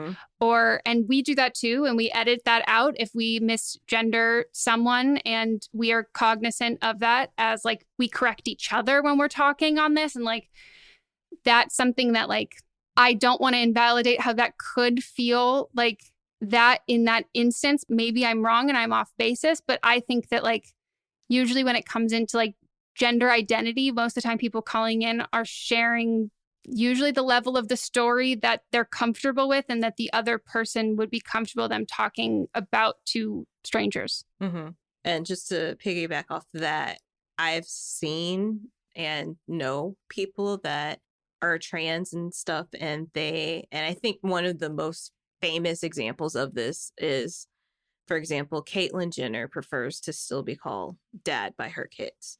And so there are people that like the terms that had been already set in place and used, and so they still use those original terms. Yeah, no, and I think that like maybe moving forward, if it's helpful for people in calls to specify if the terminology that they use with a partner or a friend or something that they're using that feels like gendered terminology in the call is pertaining to being non-binary or gender non-conforming or just the gender in general. If it maybe that is something that's like helpful for that, but we do want to make sure that we're not asking people to reveal too much about themselves that they're not comfortable with, and also other people in their lives that they're not so comfortable with that. But I also understand how like when you hear a call or something that it can be hard to not look at it kind of like big picture as opposed to like a specific instance. So yeah, I think that like I completely understand the sentiment. I think we can move forward and hope that have calls that have more clarity so people don't feel like they are being by proxy misgendered in a conversation about gender identity. But I also don't hope that as like a community, we cannot single out specific callers and instances that might be a private conversation between them that they don't necessarily owe us, me, Meghan and Melisa and our audience. Like they don't necessarily owe us those intimate conversations. And I mean, like we used to say, give us your pronouns when people called in, but then, you know, we realized some people don't want to do that. So we started, if you'd like to share the pronouns. Yeah. So I think that like we can talk about broad strokes things. And I think that like this is a great example. I saw a post in the Facebook group of someone being like, assuming that the conversation between the caller and their like the person that they're referring to in this, that they referred to as their sister-in-law, assuming that conversation was had and that terminology was agreed on by them. But in case anyone didn't know, this is a great terminology to use. So I think if we talk about it in broad strokes versus the individual and like that aspect of it, I think we should always be correcting people, but it's hard to correct someone when we don't know that they haven't already had the conversation, and they don't owe us a conversation either. Exactly. I don't want people to feel, especially when they are siblings, allies, friends of, I don't want any of them to feel like they are sacrificing the privacy or just comfortability of their friends or their family members to kind of share us with more context. To I don't feel comfortable asking people to do that because it's already a very personal thing. And yeah, so I will also say sometimes people change things or like change things around or something, or don't want to give a little bit more information. We always ask for more context. We can give better advice. That wouldn't make us give any different like advice, but it could potentially help if there was a very specific conversation that could feel identifying to the caller and their sibling, that people withhold that stuff because they know other people who listen to the podcast or something like that. They don't want it to be identifiable. Yeah. But I think the sentiment as a whole is great, and sibling-in-law is a very great term. I also heard if that's the term that they want. Yeah. And I saw another one that was, the original origin was non-binary sibling, but this person, they also used it with their sister's kid because they weren't into any of the gendered terms that come with that, because they use they, them pronouns currently and they're on that identity. And so they use the term nibbling. And that like, it was one that they was not initially created for that relationship, but like worked on an individual basis. So yeah, I also just don't want us to, I think we should all be like inclusive in hearing people's experience and what they want. But I don't think we should view and assume everyone on every straight person, every gay person, every bi person, cis person, everything that non-confirming person. Yeah. That they align with a certain subset of terminology to them, as like, it feels like then, at least as me, as someone on the outside of that community, that I'm kind of assigning terms to people. And when I want them to tell me the terms that they're comfortable with. Yeah. So I directed an audiobook a few months ago, which is, it's essentially like a middle school age-ish book, but one of the main characters is non-binary, and they talk about like, and they also go to like this meeting within the book, and it was written by a trans person, and so they just say everybody's, the way that they define their relationships is how they define them, if they want to even define them. So you can never guess or assume or think that there's one way to do something. Yeah. Then we just start creating a binary for that. And that's just what listening is the best part. But I could definitely understand how that might have felt triggering or unsafe for people. So I want to apologize for that wholeheartedly. Never our intention. And I hope this was able to like clear some of that up. But I also want to make sure that nobody feels pressure when you're calling in. We talk about we want as many details as possible and that stuff, but like when that comes to the story, but like your gender identity, the terminology that you use and all of that, like that's on you, your own comfort level. Like we don't need that. You don't owe that to us. You don't owe it to the audience. Like, so share whatever you're comfortable with and we're good with that. Yep. Okay. Well, that is it for the episode. We hope you all enjoyed. If you want to call us for an upcoming one, or if you have a Don't Blame Them, do it. Give us a call, 310-694-0976. Same thing with the audio message, but send it over to meghanpodcast@gmail.com if you're an international listener. And if you are still listening at this point, head on over to our Instagram. Make sure you're following our Instagram and comment on our Instagram. We would love to hear your thoughts on the update in the comments. So please head on over there so we can discuss, we can see your reactions because it's a wild call. Yeah. And if you have any updates, send us an email. Yeah, you can bypass calling, send an email. Yeah, you've already been let into the exclusive club. I was going to read a review. Oh, go for it. All right. This says, what I needed. I have called into this podcast twice, and both times the host disagreed with me and told me I was wrong, which at first is jarring because most people write in hoping to be agreed with and told how right they are. But I never knew how much I needed an outsider to look at a situation and tell me who I really was in the situation. Both of these ladies humanized not only you, but everyone in the situation. They helped me to see from a perspective I never would have. So no, they have never sided with me and told me how much of a smart girl boss I was, but I can get that advice from any of my close friends. Sometimes you need someone to tell you you're being a big jerk in order to be a better person. They are not about making their fan base happy and agreeing with the callers. They are about making you into a better person, and I love that. That's the best review we've ever gotten. And this is from Maddie66. Okay, now I'm going to tell you right now, you're a girl boss.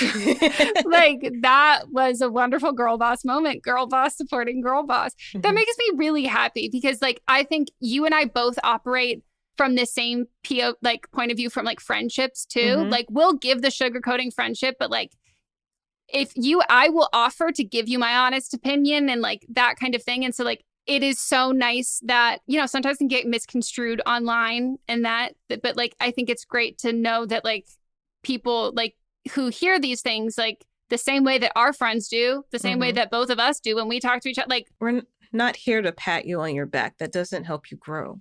No. And I think that, like, I personally think like the best people who have my best interest at heart and who I can like take it from are like specifically the women in my life. Like when it comes from that like perspective, I think like it's great and we care. I think that's like the bottom line. Like we really care, and I'm glad to know that like you felt that, and it makes me happy to know that like our advice resonates. We also don't want like our listeners to make bad decisions. What we used to say, we don't want you to be a dumb bitch. We want you to be a bad bitch. We want you to be a bad bitch. Don't be a dumb bitch. Be a bad bitch. And so like when we're not like, this isn't like psychological. Like we're not trying to mislead you. Like we want you to succeed. We're just trying to help out in the chaotic way that we are. So thanks for that review. If you want to leave a review and you're another caller that we didn't necessarily agree with, if that like actually helped you, it's a nice perspective to hear from. Okay. Follow Melissa on Instagram. Yes, please. Follow Meghan on Instagram, YouTube, Twitter. Buy her book, buy her presets. And then follow us both on TikTok. You need to get on TikTok again. I need some more better content about TikTok, yes. Yeah. It'll happen. May. It's gonna be May. Okay. We hope you all enjoyed, and we will see you next time. Goodbye. Goodbye.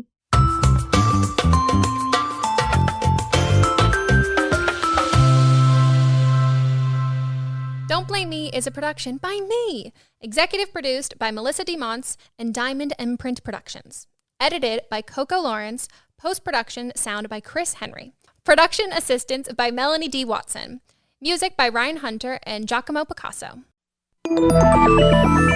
With something like 5 million podcasts, finding a really good one can take a ton of time. So let me recommend one. It's called Something You Should Know. I'm the host, Mike Carruthers, and in each episode, we discuss topics that can be really helpful, like how to read people better, the psychology of crowds, or fun things like the story of Legos, or why you probably wouldn't be here if it weren't for horses. Something You Should Know is the name of it, wherever you get your podcasts. What's up, everyone? It's Noah Daniels. Hey, y'all. I'm JJ. Hey, guys. It's Kat. And we're your hosts of the Real Hauntings podcast, where we bring on guests who share their first-hand encounter ghost stories and supernatural experiences. Now on to the trailer. I've been warned to not tell this story, but I think because of the way it ends, it's okay to tell this story, because some people say that with certain entities, to like speak of them or talk about them or in any way like portray them as powerful will attract them to other people. The creepiest thing about it to me is a lot of times it would wait for me to notice it. Like, it would just lay its arm out like this, and then I'd be like, where is it? Where is it? And then I'd see it, and then it would just slither back. For more information on the Real Hauntings, Real Ghost Stories podcast, make sure you check out real.fm to learn more about our podcast and many other amazing podcasts. Hi, this is Rob Benedict. And I am Richard Spate. We were both on a little show you might know called Supernatural. It had a pretty good run, 15 seasons, 327 episodes. And though we have seen, of course, every episode many times, we figured, hey, now that we're wrapped, let's watch it all again. And we can't do that alone, so we're inviting the cast and crew that made the show along for the ride. We've got writers, producers, composers, directors, and we'll of course have some actors on as well, including some certain guys that played some certain pretty iconic brothers. It was kind of a little bit of a left field choice in the best way possible. The note from Kripke was, he's great, we love him, but we're looking for like a really intelligent Duchovny type. With 15 seasons to explore, it's going to be the road trip of several lifetimes. So please join us and subscribe to Supernatural Then and Now.